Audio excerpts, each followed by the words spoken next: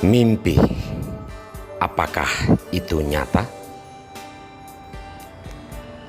Inilah Sampan bersama saya, Pater Domi Kevi, SVD.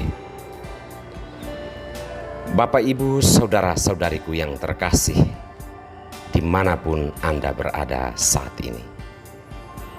Sampan kembali menyapa Anda sekalian. Semoga selalu sehat, dilindungi, dan diberkati Tuhan.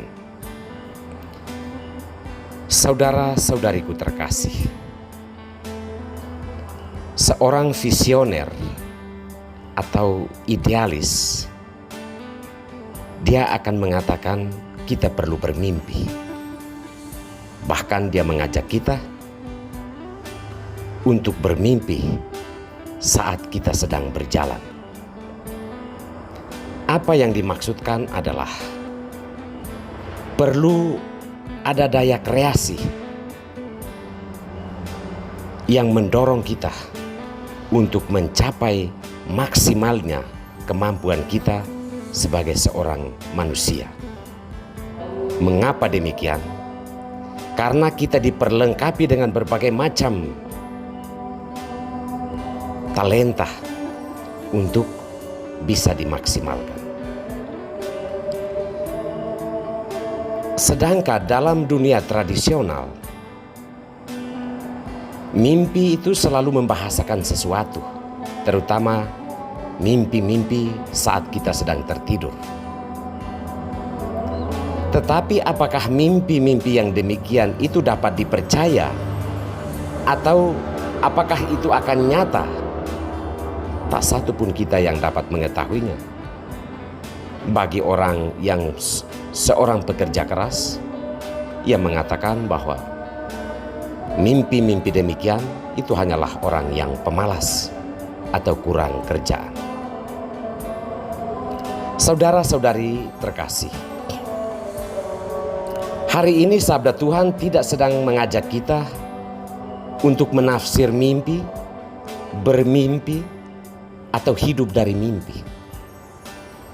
Tetapi sabda Tuhan mau menunjukkan kepada kita bahwa Tuhan bisa menunjukkan jalan-jalannya, bahkan termasuk di dalam mimpi.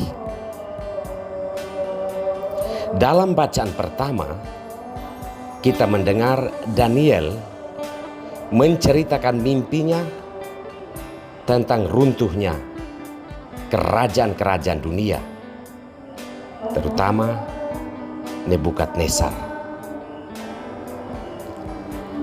Apa yang terjadi dalam penglihatan itu menurut Daniel adalah bahwa kerajaan-kerajaan dunia yang dibangun dengan kekuatan tangan besi dan juga kekayaan, suatu kelak akan mengalami keruntuhan dan kejatuhannya. Ia juga melihat bahwa akan muncul suatu kerajaan baru, yakni kerajaan yang ditegakkan oleh Allah sendiri, dan kerajaan itulah yang abadi. Kerajaan itu datang dalam diri putranya sendiri yang akan diutus untuk menyelamatkan seluruh bangsa manusia.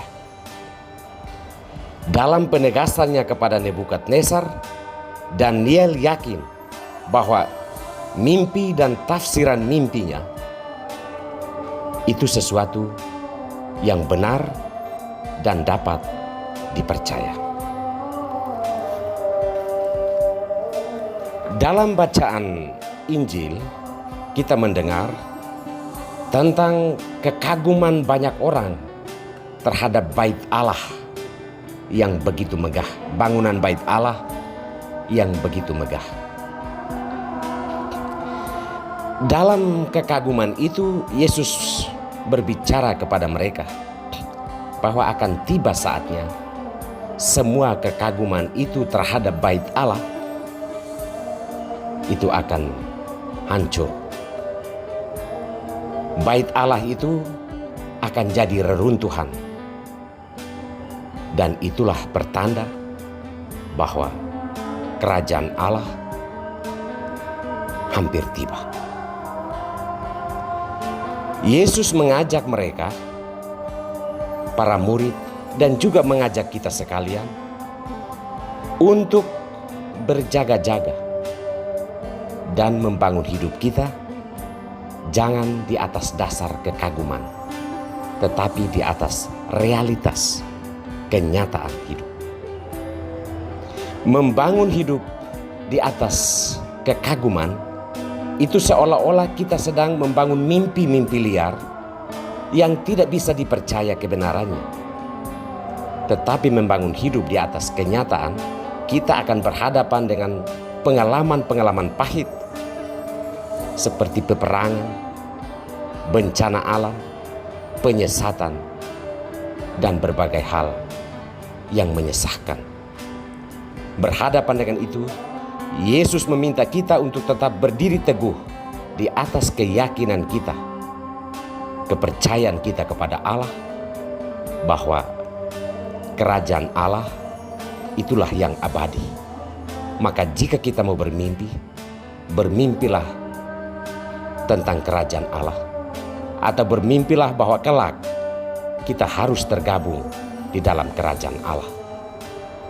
Jika mimpi kita itu adalah tentang kerajaan Allah, maka usaha yang kita lakukan adalah berjuang untuk setia kepada Allah, berjuang untuk hidup dalam kebenaran, keadilan, damai sejahtera, dan cinta kasih.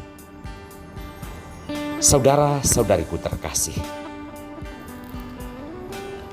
mimpi apakah dapat dipercaya? Jika kita harus menjawab pertanyaan ini, maka tergantung mimpi apa.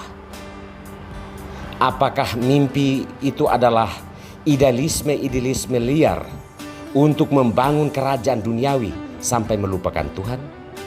Jika mimpi itu yang dimaksud adalah demikian, sebaiknya kita tidak pernah bermimpi tentang hal itu, karena semua itu akan hancur berantakan.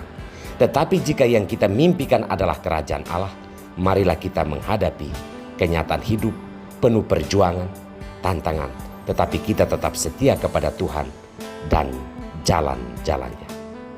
Semoga Tuhan memberkati kita semua.